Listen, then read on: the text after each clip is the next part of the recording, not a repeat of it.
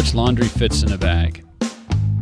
Just as an aside, the hardest thing to explain to people is how big are the bags. You can see this FAQ says it's a 15-gallon bag, or you can fit 25 pounds of laundry. Another way to explain it is it's roughly 1.5 regular size loads of laundry from a residential washer and dryer.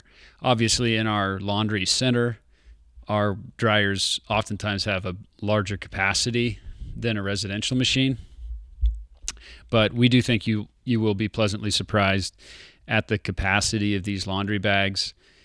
You can use them as a hamper in your closet, throw your clothes in there, and you're going to have, for the typical family, enough clothes for a week using for a couple or an individual, enough clothes for a week with one laundry bag. So 15 gallons, 25 pounds. You can fit more pounds in the bag. We do split the load to make sure everything's cleaned sufficiently.